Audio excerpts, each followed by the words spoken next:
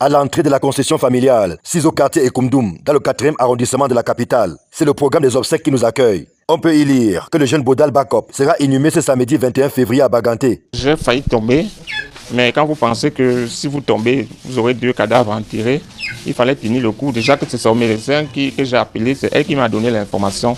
Parce que lui-même, la famille qui était là-bas n'était pas au courant qu'il était décédé. Parce qu'ils ont abandonné le corps. C'était une partie de moi. C'est lui qui faisait tout pour moi dans la famille. Mais que s'est-il passé le vendredi 13 février pour que ce dernier rende l'âme au centre hospitalier universitaire de Yaoundé? Sa génitrice, bien qu'abattue par cette disparition aussi subite que brutale, trouve la force pour nous expliquer. Vendredi matin, à 4 heures, que nous sommes quittés ici là, à la maison. On est parti à l'hôpital, arrivé là-bas à 5 heures moins. On est resté là-bas jusqu'à 8 heures. Ils ont dit qu'il faut que nous descendons là où ils dialysaient, voir les docteurs de là-bas. On m'a dit, oh, le docteur n'est pas là, aucun docteur n'est là. On est resté là, on attend. C'est quand le sang est venu que je lui ai dit, mais comment, même quand le sang est déjà là, vous ne vous dépêchez pas pour placer le sang sur l'enfant. Oh madame, attendez, il n'y a pas le lit. La famille du défunt croit Dieu comme fer qu'il aurait pu être sauvé si la prise en charge avait été rapide et adéquate, malgré l'anémie sévère dont il souffrait.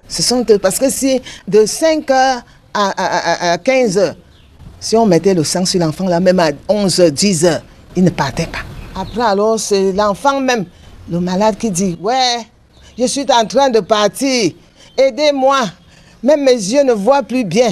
Au CHU où nous nous rendons, les responsables qui ont pris en charge ce cas indexent plutôt le manque de machines. À l'arrivée du défunt, disait-il, tous les appareils étaient occupés et il était impossible de lui placer la poche de sang sans procéder au même moment à la dialyse. Les deux devant aller de pair, au risque de mettre sa vie en danger. En outre, précise le chef de service d'hémodialyse, un patient ne dialyse pas lorsqu'il est anémié, c'est-à-dire quand le taux d'hémoglobine est inférieur à 8 grammes. Or, le défunt était à 5 grammes. Des explications qui sonnent mal dans les oreilles des membres de la famille, pour qui le pire aurait pu être évité à ce jeune qui n'avait que 30 ans.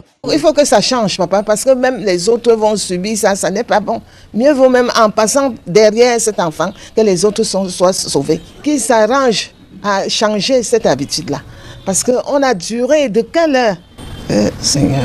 Bon à savoir, le service d'hémodialyse du centre hospitalier universitaire de Yaoundé ne dispose à date que de 14 machines pour un total de 170 patients, ce qui oblige ce service à fonctionner 7 jours sur 7 et 24 heures sur 24. Il est quasiment impossible pour un patient de dialyser en dehors du calendrier préalablement arrêté. Dans le cas d'espèce, Bodal Bakop s'y rendait les mercredis et samedis.